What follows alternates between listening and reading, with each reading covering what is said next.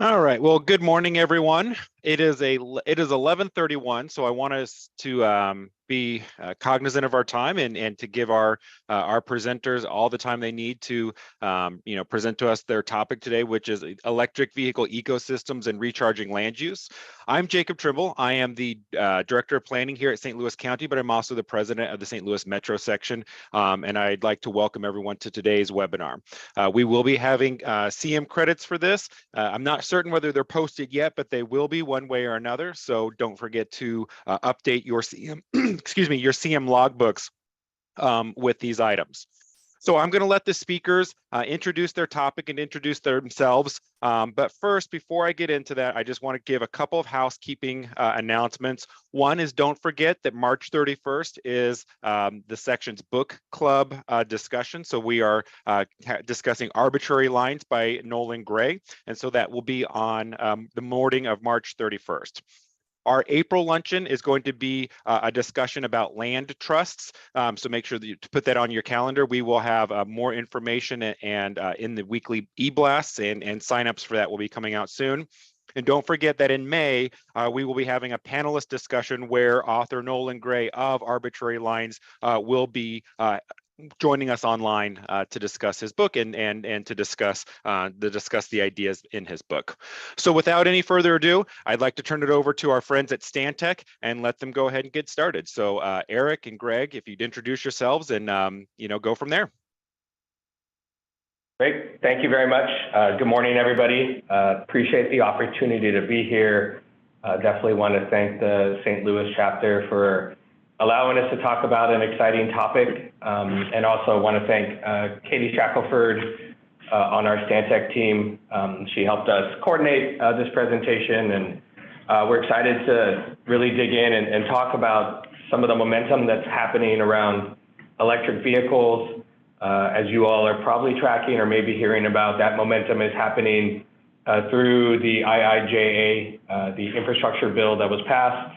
The funding that's coming out of the IIJA is both at the state level. This week, we were excited to see that trickle to the community level as well, with the new discretionary funding opportunities coming out, focus on charging and fueling infrastructure.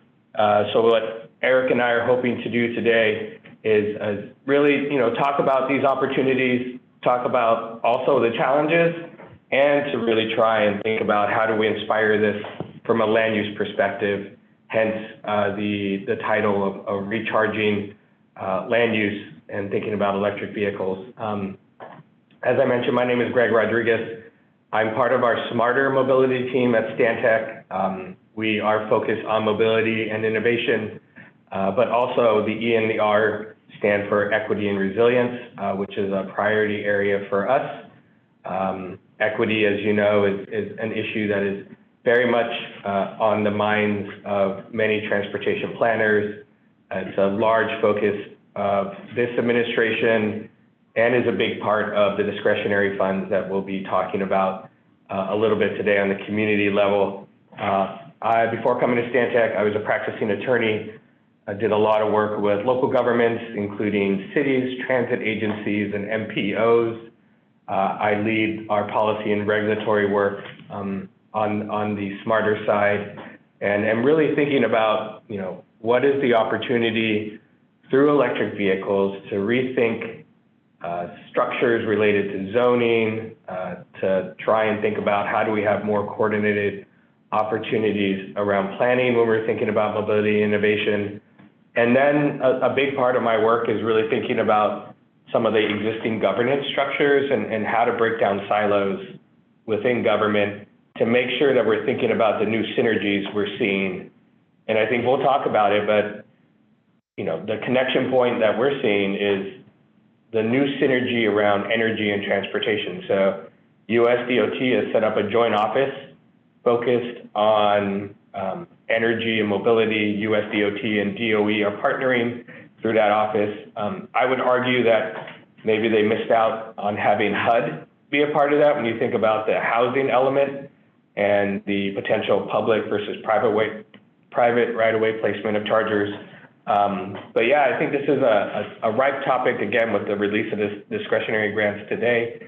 Excited to be here, give a little bit about our perspectives, and get some questions and discussion going with you all. And I think I failed to mention I'm based out of Washington, D.C., but Eric and I get the opportunity to both be in Baton Rouge right now, where we did an EV strategy just about a year ago. So thanks, Eric, and I'll let you introduce yourself now. Sure, thanks, Greg. Eric Plapper, just joined Stantec relatively recently, also in the Smarter Mobility Group. I'm our national EV infrastructure lead. I'm actually a planner by training, but for the past 10 or so years, I've been working in the emerging technology space, and most recently, that's focused primarily on electric vehicles.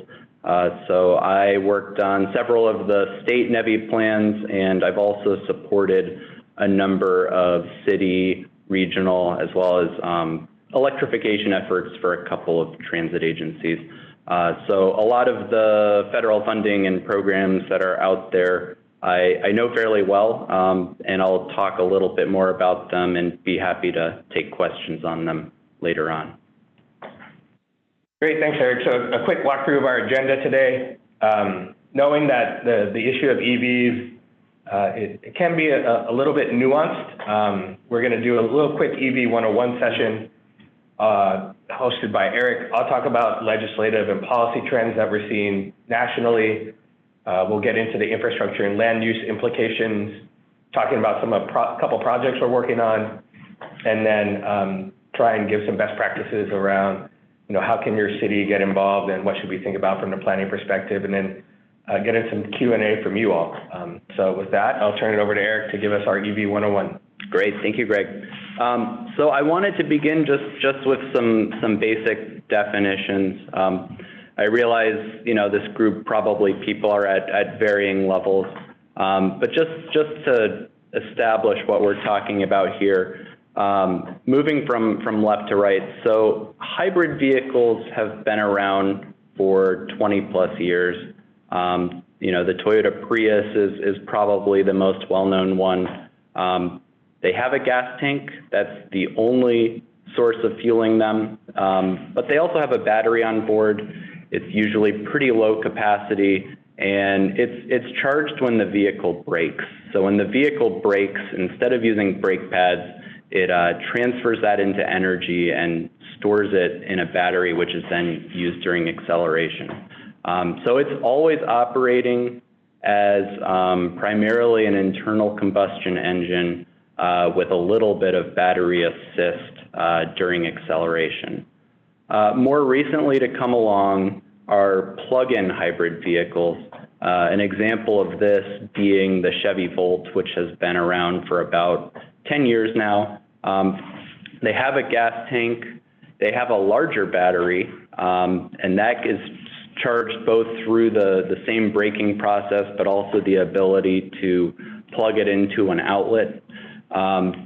Typically, these operate as an EV for 20, 30, 40 miles, and then when the battery runs out, it operates similar to how a hybrid vehicle would. Then finally, on the right, battery electric vehicles. These only have a battery, so no gas tank. Obviously, a much higher storage capacity because they don't have gasoline to serve as backup. And they're charged either by plugging it in or through that same regenerative braking process. I always think it's important just to highlight the progress that we've seen in the EV industry. So 2010, that's the year that the Nissan Leaf came out. That was the first mass production electric vehicle. It had a range of only 73 miles. And when you compare it in terms of inflation to 2023 dollars, it was a $45,000 car.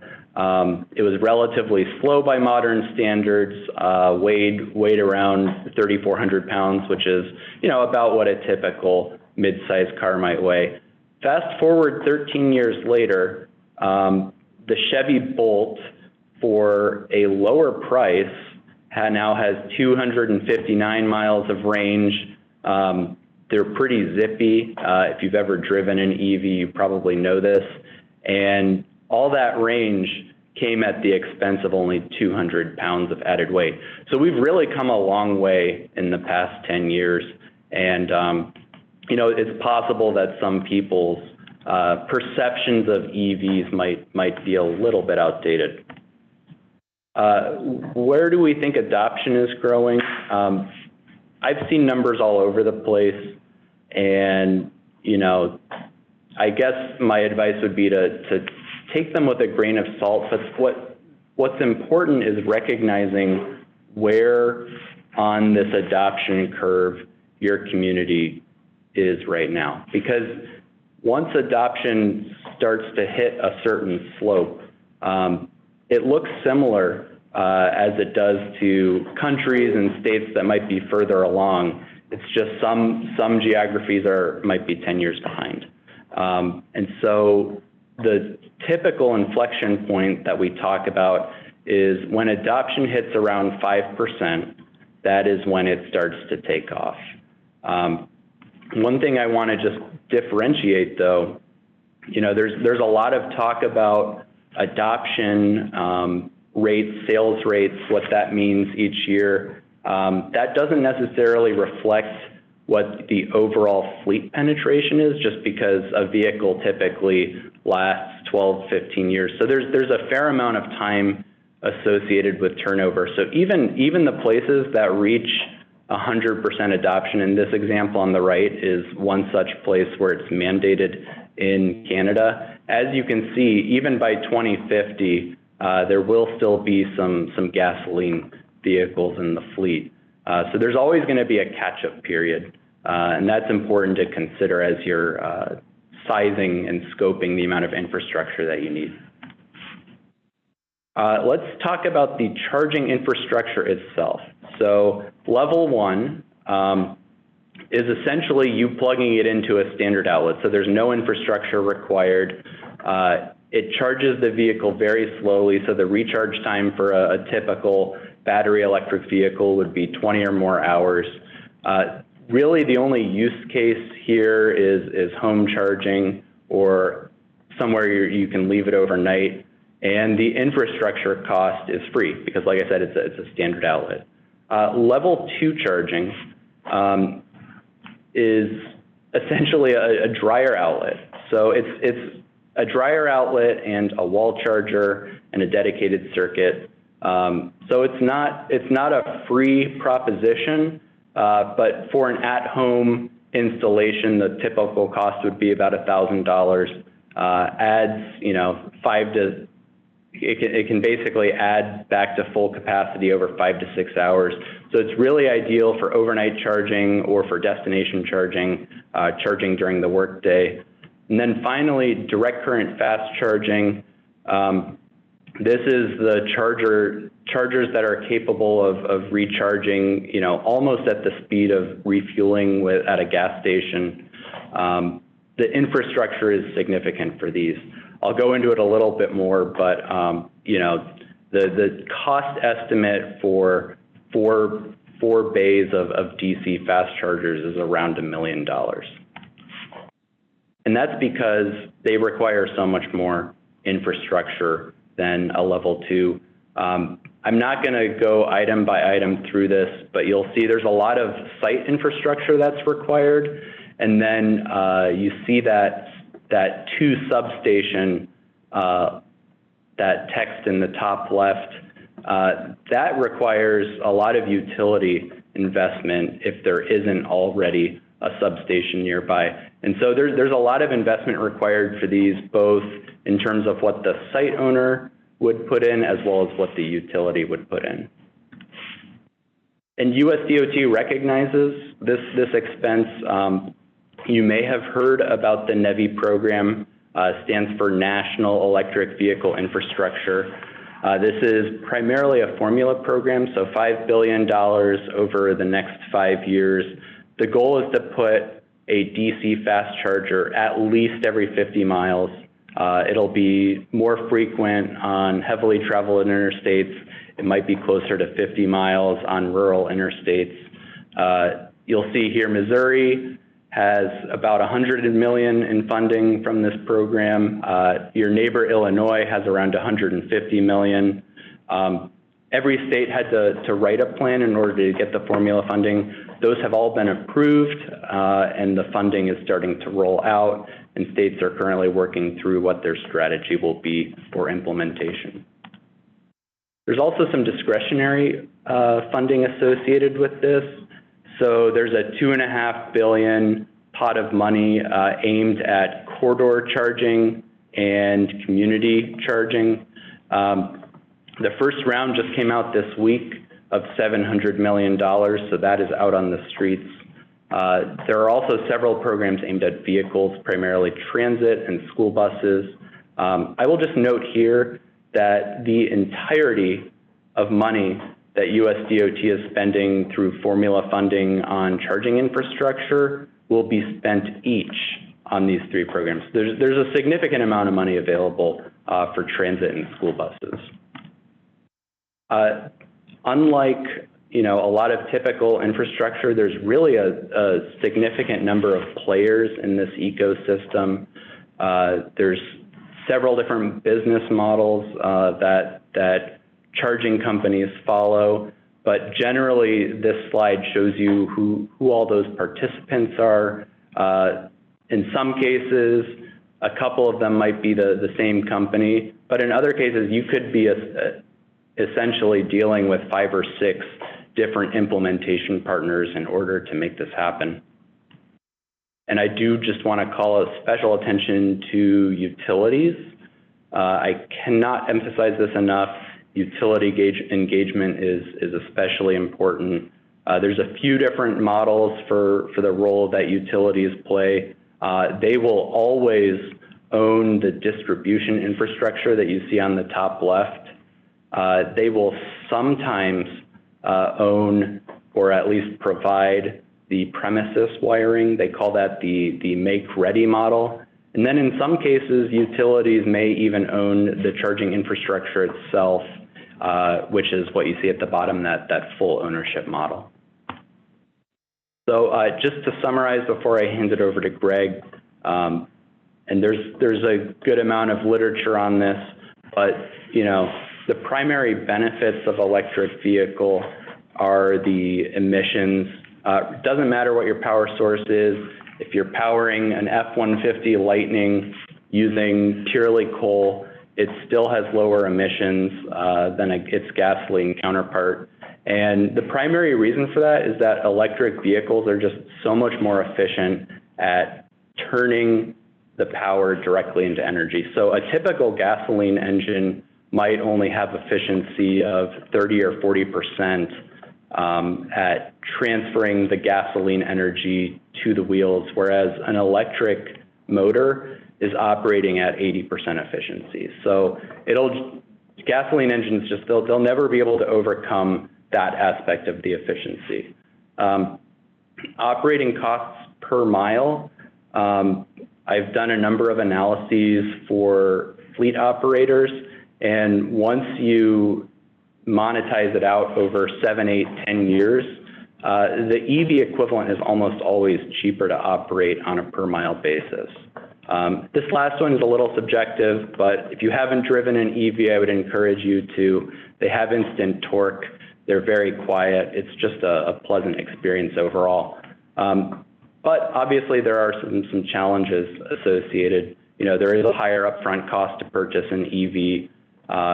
Customers who haven't owned one before may experience range anxiety, which is what a lot of these federal programs are trying to reduce.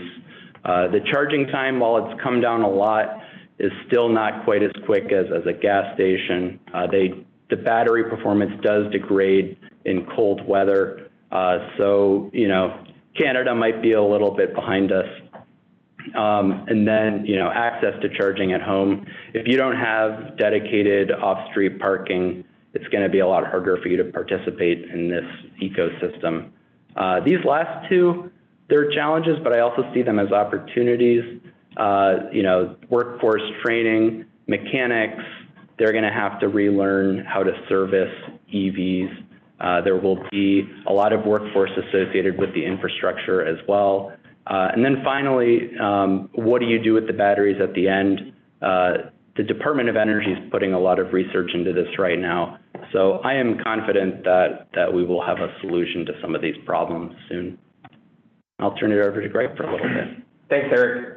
Appreciated the EV 101. I think it's important to level set the conversation. To Eric's point around the operation of EVs, we were lucky enough to be able to transition to an electric vehicle 2 years ago in our household.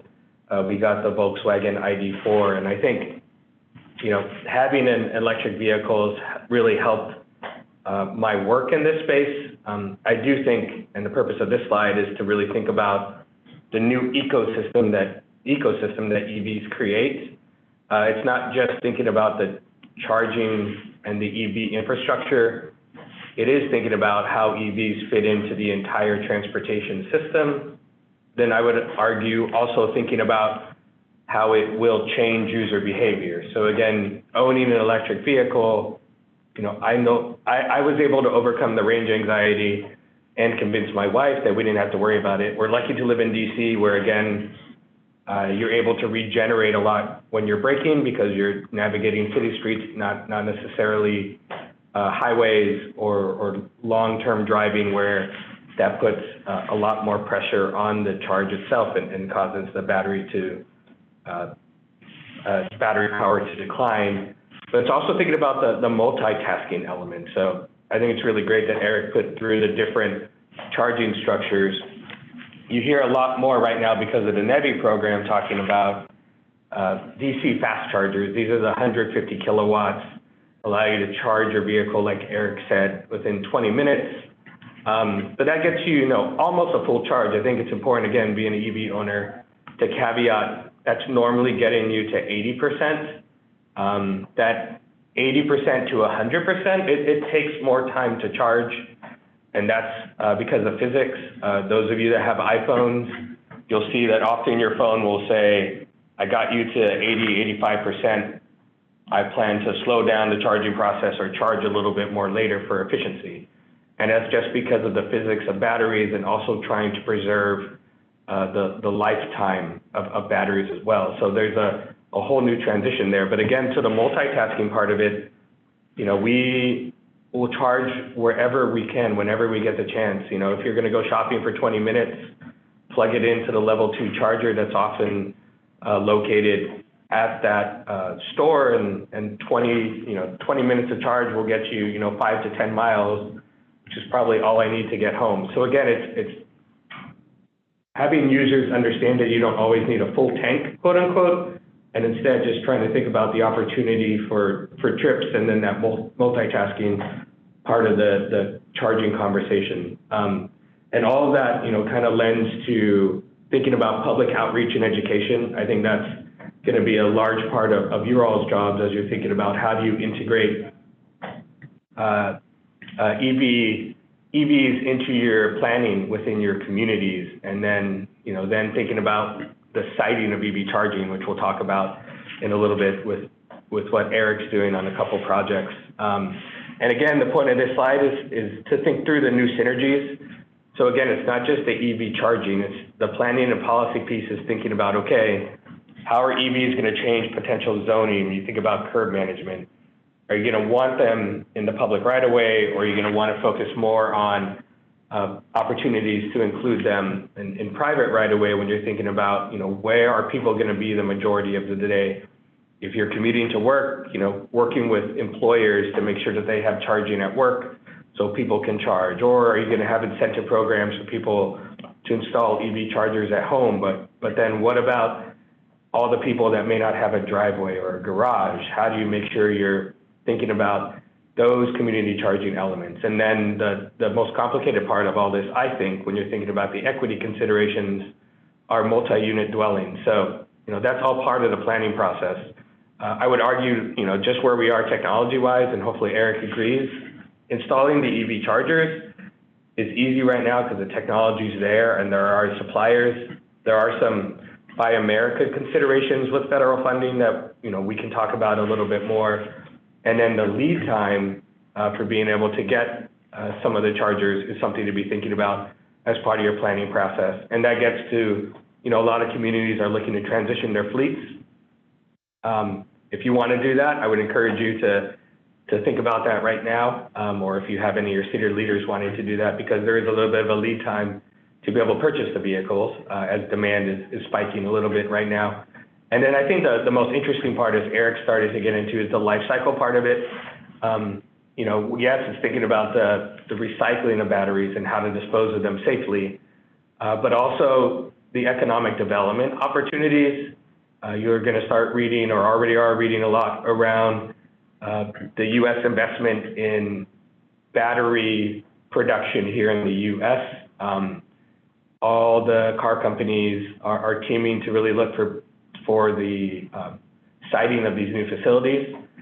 They are job opportunities, economic development opportunities, and I think, again, thinking about the zoning for this as you're doing your planning and thinking about the ecosystem needed to support EVs, that's the purpose of these 3 slides, and to really why we broke them down the way we have here.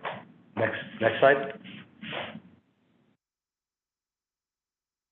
So really quickly, just want to touch on some quick trends that we're noticing.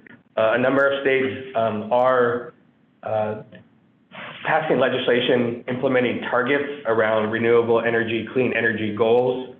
There seems to be a correlation with those states then also really pushing rebates or incentives around the siting of EV charging infrastructure, including both incentives related to the purchasing of vehicles. There's a federal tax credit that's still being worked out a little bit right now based on the value of the vehicle and then where the sourcing of the battery comes from. But there's a federal tax credit, and then often states will have a tax credit related to the purchase of vehicles as well. And then it's the potential placement of EV infrastructure at your home. In DC, we do get a tax credit for the EV charger we installed. So there are a lot of incentives happening right now. And then the third piece is, looking at all alternative energy sources.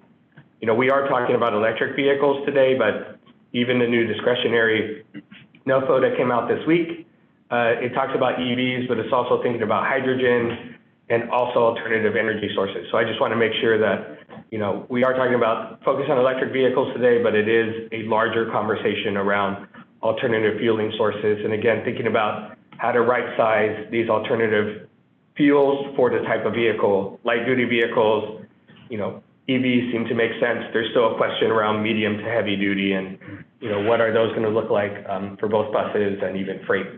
Next slide. Again, just what I touched on really quickly is the EV adoption trends seem to be complemented by where there's also financial incentives for both the purchase of vehicles and the EV infrastructure build out. And California has one of the most robust models because they've invested a lot through CARB, their Clean Air Resources Board, and they've had rebates for a while. If you want to look at programs that have been developed and implemented, there are other states that are also implementing programs like Florida, New York, and New Jersey, where you're seeing an uptick in EV adoption, again, that we think is correlated closely with the financial incentives and the EV infrastructure build out. A couple things I just want to note on the NEVI program. So in addition to chargers needing to be placed every 50 miles amongst the highway, it's also within 5 miles of the highway, I think is important to be thinking about for this conversation. Yes, the NEVI funds are supporting the national operation of EVs across highway infrastructure, but to me, the partnership opportunity with community is thinking about, okay, those 5 miles within the highway corridor, where are the best locations for those? A lot of the fast charging, in my experience, tends to be big box stores. They're located next to your Walmarts, often Targets. So again, and even some malls. So again, going back to the economic development opportunity, how can you be coordinating with your states to make sure they align with your long-range plans, any sort of planning you're doing when you think about some of the repurposing of malls. Again, now is the time to be coordinating all that, I think, when you think about the investment going into EV infrastructure.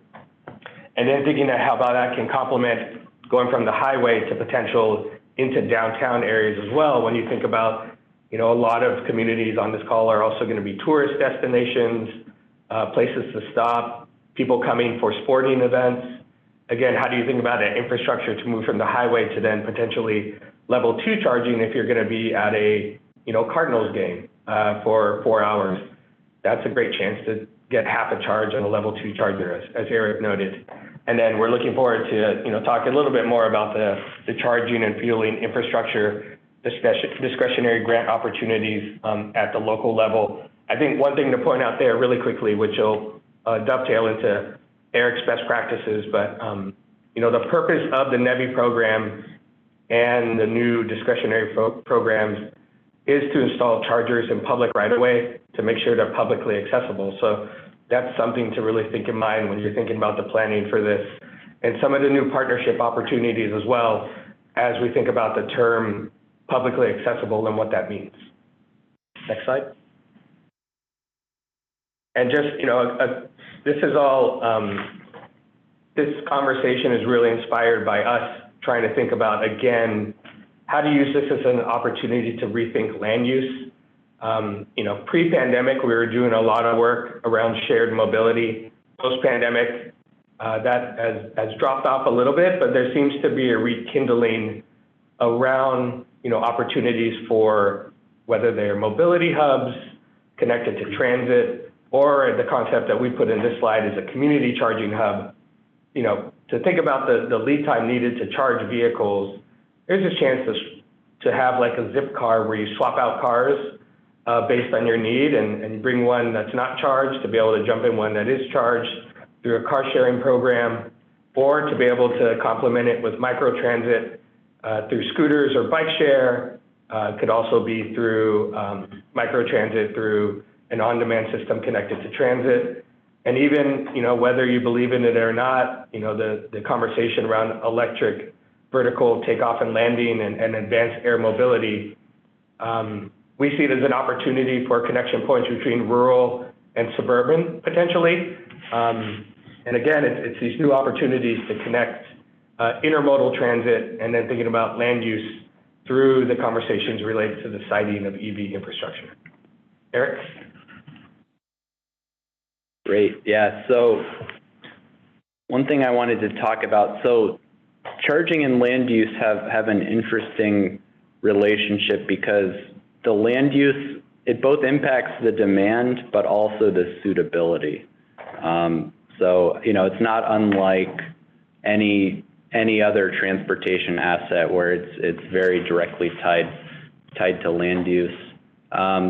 But just walking through these from top to bottom, so residential and hotels, those are, places where people have the ability to plug it in for a long time. It's also where most charging is going to get done. This will typically be a combination of level 1, which again is just plugging it into a standard outlet, and level 2, which is that upgraded outlet capable of charging a little faster. Then you think about, what people's needs are during the day. Maybe they don't have access to charging at home, and so having the ability to do that at their workplace, at retail, when they're out and about running errands, like Greg mentioned, when he tops his vehicle off, that's really the domain of level 2. And then finally, the DC fast charging, essentially think of that like you would a gas station. That's going to be where people, pull off the highway, charge up. They want to do it really quickly. There might be some amenities there related to, getting a bite to eat or doing some shopping. But that'll be really where charging occurs the least often. It'll really be done mostly at home and at work. Now, jumping really quickly, the previous slide, Eric, we did have the concept of a pet relief area that I'm not sure is coming up. And also, We also have some conceptual drawings with a playground as well. And again, this is my own personal experience going on road trips with a 3-year-old and a dog. All things that you need to be thinking about when the charge is still taking 20 to 25 minutes right now. We expect that time to go down as batteries are able to take a larger charge.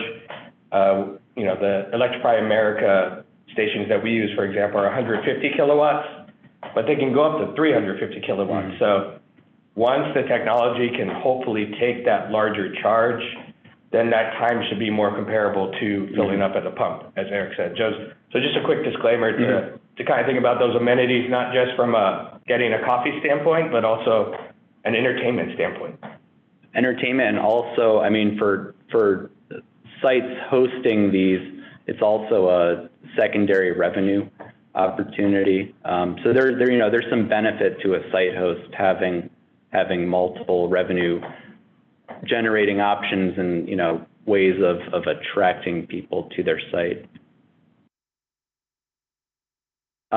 So let's just talk quickly about what makes a good site. Most of it's going to be related to power infrastructure, and this will be really primarily driven by whether it's DC fast charging or level 2. Just to compare it to something else, so a bay of DC fast chargers consumes about the same amount of power as a shopping center or an office building, so it's a really significant power draw. And so the utility has a lot of infrastructure in front of the meter, as they call it, that they own, that'll be crucial to enabling that. So, you know, having a nearby substation, having a line with 3-phase power, having the ability to separately meter the charging station, so you can, so you know how much power it's using and can charge accordingly to the customer. There's also some power considerations on the site owner side. So having the panel, wiring outlet, all of the, you know, infrastructure that would be within a building versus owned by the utility may require some level of upgrading. But then there are some non-power considerations as well. I mean, you have to have the space for it. People are going to want to go somewhere that is well lit and they feel safe. There's going to need to be some kind of communications mechanism, be it cellular or otherwise, just to facilitate payment and things like that. And then also, you know, the ability to trench wiring. So, you know, an environmentally sensitive site is probably not going to make as much sense. So, you know, we've been working with a number of cities on coming up with their strategic plan, and even in the RFPs I see coming out, there's a pattern. You know, they all tend to have similar tasks, and you know, by the way, these tasks are not that much different from other planning projects. You know, you begin with a visioning process, you do some engagement. You make sure that what you're doing will have equitable outcomes.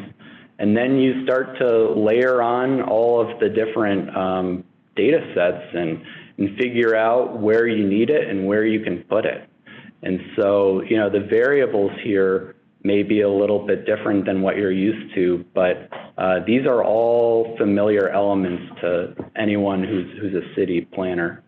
And the process that I like to sort of lay out, you know, you got to start with a vision and figure out, you know, who are we trying to help? What plans does the city or do the region have that may either speak to EVs or don't speak to EVs, in which case they may need to be updated. Figuring out, I showed you that slide of all the different players in the EV ecosystem. You got to figure out sort of what's our business model, who owns what, how are we charging for it, and then of course, engaging your utility and figuring out what their role in all of this is. I then like to layer on all the contributors to demand or need, and I see those as slightly different. So demand, that's driven by adoption, by land use. Where are the EVs? Where are they going to need to charge? Need is what should we prioritize? So maybe amplifying the need at multifamily dwellings, for example, where people may not have off-street parking, or targeting underserved populations that might not otherwise see the investment.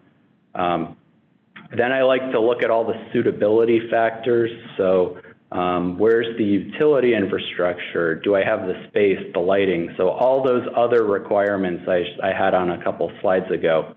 Then finally, how do you harmonize it and weave it all into your existing policy? I mentioned that maybe your plan doesn't mention EVs. Maybe your zoning doesn't account for EV charging. So how do you then translate everything in your plan into other business processes throughout your city? So we've developed some modeling tools that look at exactly this. And I'm just going to briefly walk through an example in North Carolina. But the demand is relatively simple to map. Most states have this data broken out by a county or even city.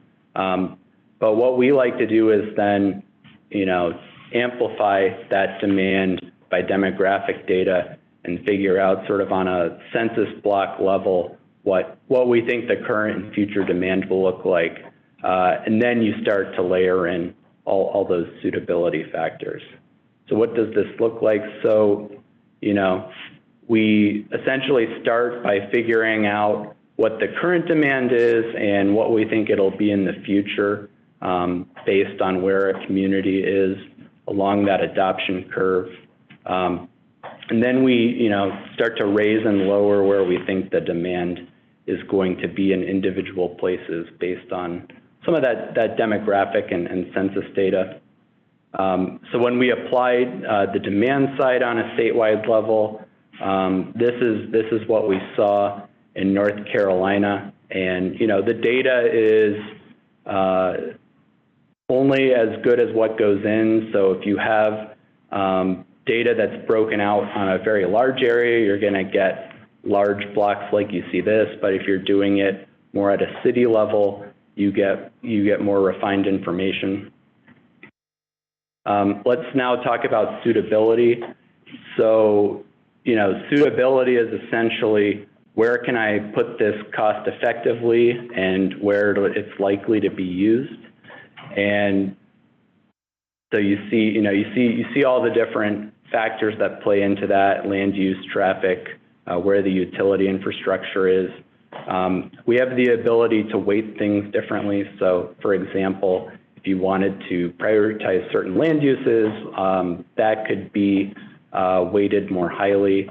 But it all gets translated into a rasterized map image where suitability is then scored. So we see what that looks like at the statewide level. And then when we move it all together, you get really, really high quality, interesting looking data. And, I mentioned that the ability to drill down, to a sub area within a state really gets you nice, discrete data, and you see what that looks like on the right. The last thing I just want to mention, we've been talking a lot about infrastructure for, the public to use, but as cities, cities are also fleet owners, be it, their municipal fleet, their maintenance trucks, things like that, or their transit fleet. And so I didn't do a deep dive into that just because that could be its entirely own presentation. I just want to say if you are going down the route of planning out EV infrastructure, it's an awfully good time to look at your fleet. And I've done a lot of cost comparisons for fleets, and yes, the upfront capital cost for purchasing EVs is a little higher, but when you spread it out over the 7-10 year life cycle of a vehicle and factor in the maintenance costs, it's actually almost always cheaper to choose an EV alternative. So there's a financial incentive there, there's an emissions incentive, and I think it just it shows well to say, hey, as a city, we've prioritized this infrastructure, and we're doing it with our own fleet too. We're putting our money where our mouth is. So I'll turn it over to Greg. Thanks, and I definitely want to get to the Q&A. I see we already have one question, but just to wrap things up, we did do an EV strategy for the city of Baton Rouge about a year ago now, and as predicted, this is hopefully going to help the city position for the discretionary grants that have just come out. But these were some lessons learned, and I won't read them on the screen, but I think now's the time to be planning. I think Eric says it really well when we've been on other calls. This isn't like you need to completely scramble and start something from scratch. There are ways to integrate this into your existing planning process to kind of jump ahead and think about, okay, what are our goals for EVs? How does it fit into our existing operating environment? And then who are the stakeholders we need to be coordinating with? That was a lot of the work that we did for the Baton Rouge strategy. And that link is in this PowerPoint, and you can also just Google Baton Rouge EV strategy just to see what that looks like. On the challenges front, and a couple of the slides that Eric showed, I just want to pick up on a couple themes on the regulatory front that you all will likely be seeing. First, from the equity perspective, where demand is now, it is correlated again with where we're seeing adoption. But again, as there is still the challenge around the cost of vehicles, hopefully that starts to come down as we see more vehicles come on a market and the technology get cheaper and a used car market develop around EVs. So the point of all that is saying, don't just think about the short term when you're thinking about the siting for your EV infrastructure. Be thinking long term as well, because again, to the point around multi-unit dwellings and some of the places where the infiltration of EVs may take longer, we also don't want to create charging deserts once we hopefully see more of a proliferation of EVs into cities. So just something I really want to highlight, and there's a website that USDOT has around, it's called Justice 40, has a lot of really strong tools that can help on the planning side related to equity. The concept again within placement of chargers within public right-of-way, and one of the questions that's arising at the state perspective is how to leverage public space to generate revenue. There's legislation that is being introduced at the state level to kind of say it's okay to have public-private partnerships for EV charging to leverage public space like rest stops to generate revenue. So that's a barrier we're seeing based on the status quo that needs to evolve as we see something like EVs and the infrastructure needed to use them and where the placement will be. And then the other issue we're seeing arise is who can charge for electricity. So again, often states will say only the utility providers can charge for electricity. So what does that mean if a city decides that it wants to own and operate its own EV infrastructure and wants to charge for the use of that infrastructure?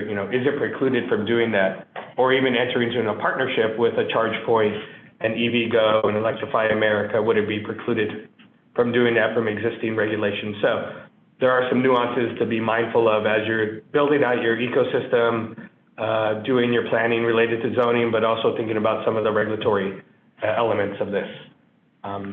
So yes, thanks for your time. I think we're ready for the Q&A, and I know we have one question, so I'll see how moderators want to handle this. Sure. So first, Eric and Greg, thank you so much for the presentation. A lot of this has been beneficial discussion for me. So to all the participants at this point, you can type into the question and answer section of the webinar, type in your questions, and I will read them out so that everyone can hear them, and then give Eric and Greg an opportunity to respond to them as they come in. So the first comment question is from Jonathan. Are there communities that have good example land use models of how to differentiate between charging stations that function more like gas stations versus those that are offered as accessory or amenities to other commercial multifamily developments?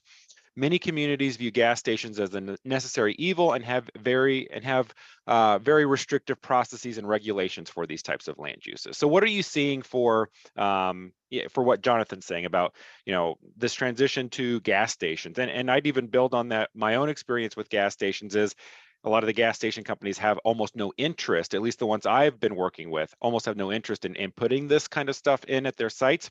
So what are some of the best practices and what are you all seeing out there? Yeah, I wish I had like a silver bullet answer to this. So it's essentially distinguishing between DC fast charging, which functions like a gas station, versus the level 2 charging that would occur at a shopping mall or multifamily. I'm not aware of any communities that are differentiating requirements sort of like they would zoning based on the level of charging. I suspect that what'll happen is that the NEVI formula funding is going to convince a lot of gas station owners that it's worthwhile to install DC fast charging there. So I suspect that a lot of it will end up occurring at the same sites, but it's entirely possible that some of that will occur at new sites. And so I could see sort of that similar stigma of wanting to regulate those carefully. Although the one caveat I would probably draw there is that gas stations are very hard to repurpose into anything else. They're sort of an environmental disaster. They have underground storage tanks that are very difficult to deal with. So you wouldn't have any of those issues on the back end after a DC fast charging installation, but you would still have that sort of get off the highway quickly, stop, get back on the highway. So yeah, I wish I had a good answer for that, and maybe I can do a little bit of research and get back to you, Jonathan, and see if there's something out there. I don't know, Greg, if you're aware of anything. Yeah, just really quickly. I think you're right, Eric. I haven't seen anything at the local level yet, and I think just because people are just starting to dig into this. We do know that Shell is doing this from a gas station perspective, actually thinking about what is, quote unquote, a fueling station of the future. They're investing a lot of this in California, again, where the market's already there. And I think, another element of this will be the utility coordination, like Eric mentioned. So a community is going to have to go in and coordinate with the utility to say, okay, if we want to have a gas station like fueling station for EVs, how much power is going to be needed, where it's going to be located. So that will probably be an automatic factor that determines kind of the gas station, the part of it. And then I would also, the point that we're thinking about going back to the community charging hub is, what is the right place to locate these chargers, but also what are the tension points with, trying to promote more transit in communities. A lot of communities have passed ordinances or zoning, I think of Sacramento off the top of my head, that says there will be no gas stations located within X amount of transit, right? And that's trying to push people away from personally owned vehicles. I would argue the EV conversation is maybe pushing people back into personally owned vehicles. So I think as planners and policymakers, we need to be thinking about, again, how do you right-size this technology that aligns with any goals or momentum you may have had around promoting a transportation system with more solutions beyond just personally owned vehicles. And there is new guidance out from the administration related to the siting of EV infrastructure. We'll put it into the chat that was just released last month that I think will play into this conversation as well. Great. So we've got another comment question from Nathan. He says, I'm a transportation planner calling in from New Orleans, thanks to APA St. Louis for doing this. We're very energized, pun intended, for the future of EV infrastructure nationwide and recognize the potential for more resilience during, after major storm events. And it was great to see Baton Rouge's EV strategic plan highlighted in the presentation as well. You all touched on range anxiety, and I think this is likely related to my question. What analysis do you have for large-scale evacuations in area with high EV adoption, perhaps out of Texas, Florida, or abroad?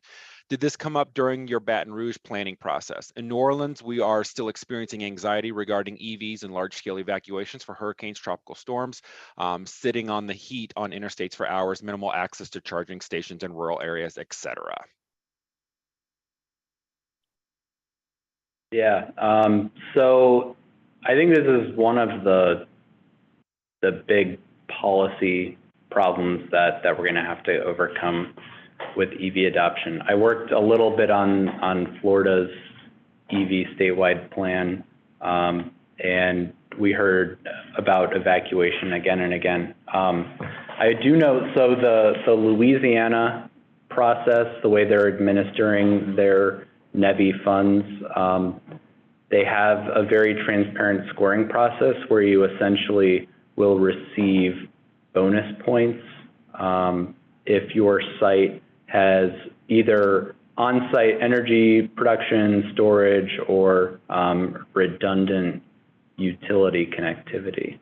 And so the idea behind that is, evacuation storms are typically associated with power outages, and so how do you overcome that for evacuations? I don't know, Greg, I don't know if that came up in Baton Rouge at all on the state plan. Yeah, no, it came up, and then it also came up on another project we did with the state of Maryland. So people are thinking about it. There is concern about, is now the right time to address it, or is it, 2 or 3 years from now? So the planning around it came up, but communities and states are a little hesitant in our experience to go all in on it right now because we're still trying to understand the EV adoption rate, merging that with the alternative fuel corridors, and then how does that align with evacuation corridors? So it's a question on everybody's mind. People haven't quite figured it out yet, but it's coming up in the planning process, which is healthy. I think this, again, with the opportunity we have is this chance to think outside the box. So if you're coordinating with your transit agency that is also doing zero emission buses, that is a lot of power that is in an electric bus. And if there's the ability to then turn that into a power source in the event of emergency, where you put them along a highway every X amount of miles where people can charge and plug in for only what they need, right? Again, you don't need this 100% charge, because in an EV, you're going to need less power because the car turns itself off when it's not moving. So we're all trying to figure out these new considerations and new models for trying to understand what has to happen in the event of an emergency. So that's the way we're thinking about it, and how to turn the technology into an opportunity from vehicle or from bus to vehicle, or even vehicle to building as well, as you start to hear about that conversation in microgrids. Great. From an anonymous attendee, have there been any surprising policy barriers to EV implementation that you've come across in your work?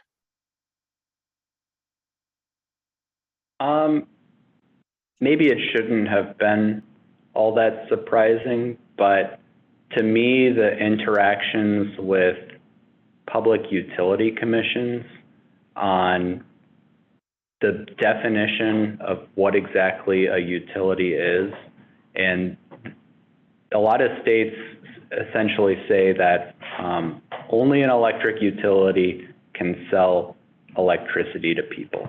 And so that creates an issue if you own and operate EV chargers, because you can't, the way the law is currently written, monetize it. And so a lot of states are in the process of working through that and revising their utility codes to state that EV charging operators are exempt from that definition.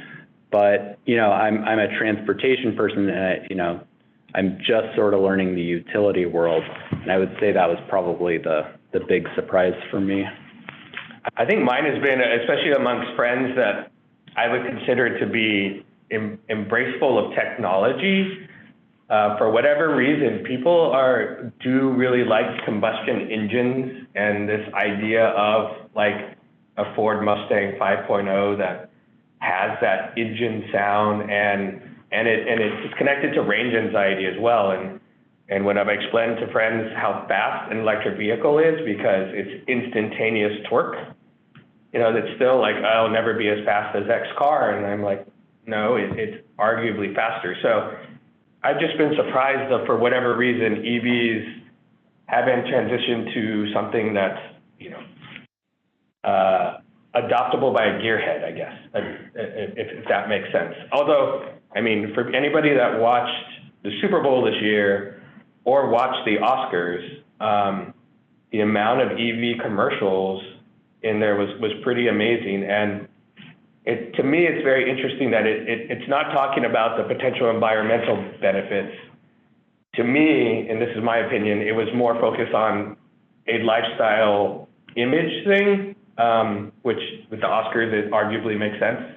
But again, it may be that transition happening where EVs are the next cool thing. So we'll see, but just the mentality around the adoption of EVs has just been surprising to me, and it's all over the board nationally.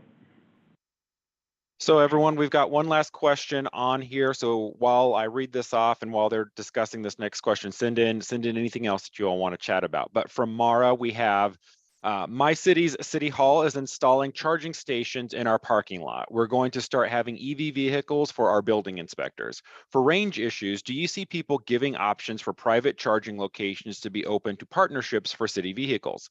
I hadn't even thought about range anxiety. We are small enough of a community. I don't see a huge issue, but we're looking to consider it. Yeah,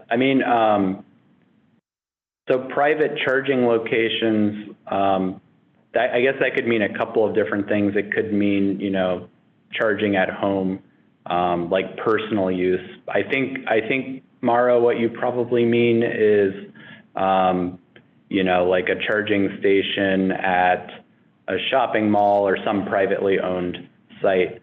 And, those are open to the public. So those are fair game to use. I used to work for Ohio DOT, and the goal was always, at the end of the day, you refuel at the ODOT little gas pump at the building. But if you couldn't, you had a fuel card that you could use for other locations. And so to me, I think it's the same model. You aim to charge at the garage overnight. 90% of the time that'll be adequate, and when it's not, you have access to privately owned but publicly available charging. No, I think that's right. This was an issue that came up on our Baton Rouge strategy, and we were thinking through, is it, like Eric just described, very similar to the gas card model, where you would have a partnership with a charge point, and then you could work with the charge point. There's so much data that we all have now around routes that all our vehicles are using at the local level. You could determine what are those routes where there may be a concern around range, work with the provider to install an EV charger, somewhere along the way there, right? That would also potentially be to their benefit, and also promotes, I think, the conversation we haven't chatted a lot about is also the rural deployment of EV charging infrastructure. And again, thinking about these connection points as we're building out a national system. But a really good question, again, to one of the operational considerations to be thinking about now in the planning process. But kudos to you for the work that you're doing. So I don't have any other questions that I have written on the screen, but I actually have a question / comment. So St. Louis County, Missouri, it was last year or 2 years ago, the county adopted an ordinance that required that every new parking lot with more than 30 spaces was required to provide a certain number of EV charging stations, both charging and EV ready spaces for future expansion. And this included for new parking lots over 30 spaces, but also not when you did like a mill and overlay, but when you did a full rebuild of a parking lot, you were expected to bring it into conformity. The state of Missouri's legislature currently has in front of it a bill that is attempting to, that would, if it is passed, take away the rights of local jurisdictions in the state of Missouri to require such development, and instead would say that you can require it if the local jurisdiction will instead pay for the installation of all of these charging stations and not require it of private business.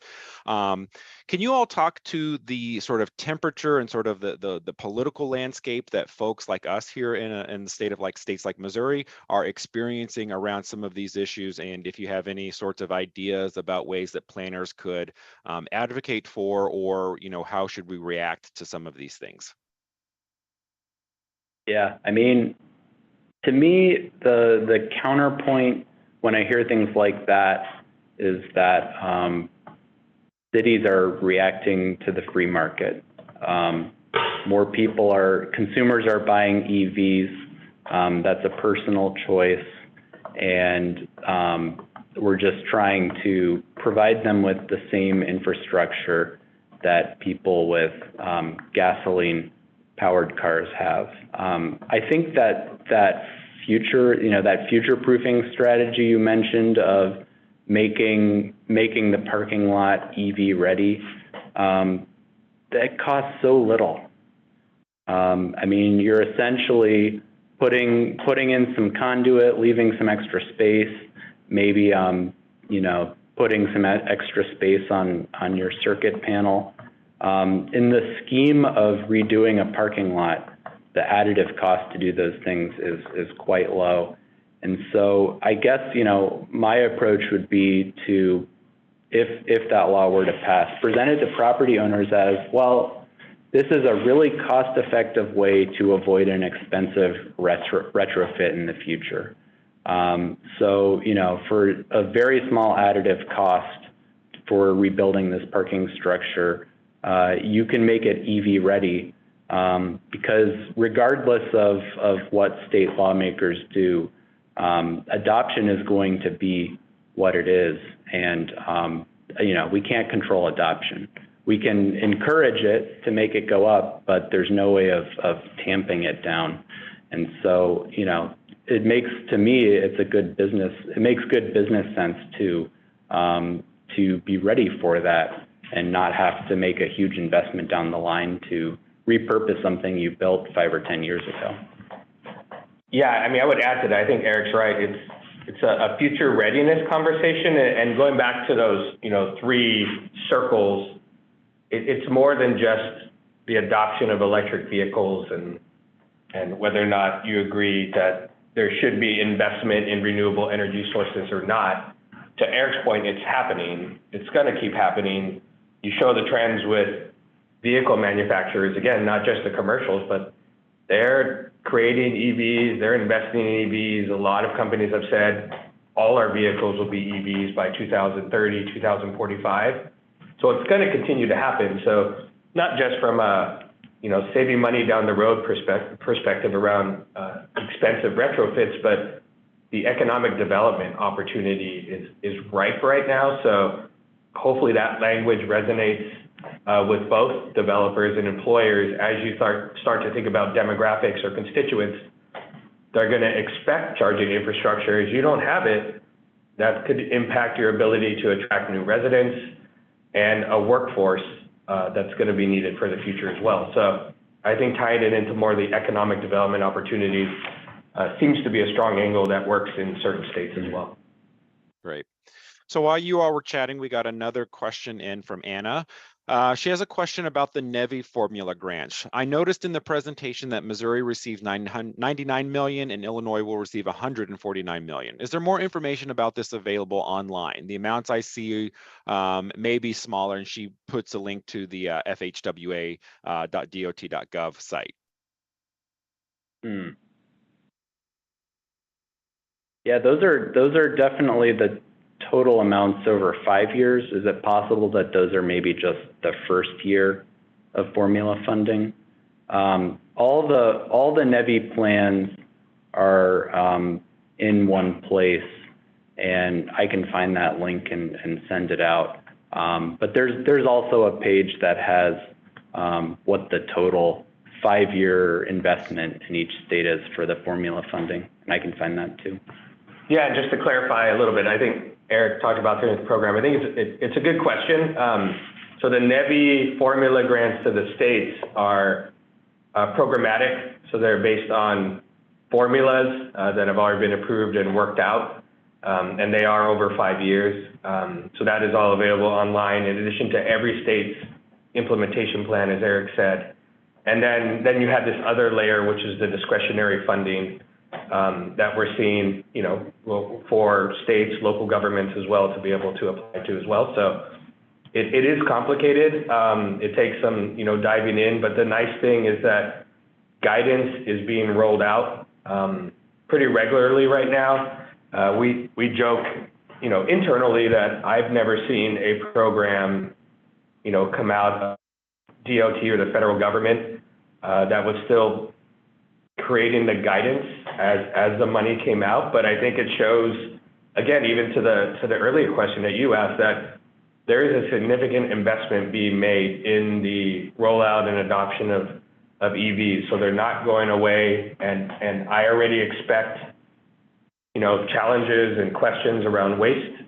That is inevitable, but you know, that's again where we can try and achieve more coordination between the state and local level to make this a success, whether or not it's thinking about personally owned vehicles, or it's thinking about transit, or it's thinking about other multimodal options, public-private partnerships. That entire ecosystem is just ripe for creative thinking and new ways to support the adoption of these new technologies. So Anna did put in an additional comment. She said, I think the information must be for 1 year, for 1 year increments. Thanks, I think that may explain it. And then we have another comment from an anonymous attendee. Can you describe or talk about any of the tie-ins with solar or other renewable energies with EV infrastructure? That may be good opportunity. Yeah, so I will say for the fast charging, you require a very significant amount of solar panels in order to generate the power that's required. And you would also need some kind of battery storage or grid connectivity for when solar wasn't generating quite the power that you need. I do, however, like the level 2 charging, the at-home charging, the you know, at the grocery store charging, solar is very practical to produce that amount of power. And so, you know, a big box store covered in solar panels is probably going to be capable of, you know, most days it's sunny, powering the store and whatever charging infrastructure they may have. Yeah, and just to build on that really quickly, I mean, that's where, you know, you do see a lot of public facilities putting in shade structures for parking, and that's great. That is actually in the rendering that we had up around the community charging hub, and so that is you know, an opportunity to, like Eric said, to support level 2 charging, and then, you know, in your home as well. We didn't install a level 2 charger at our house until we were able to install solar as well. And it works great. You know, we haven't seen any impacts on our electricity bills because the solar keeps up with it.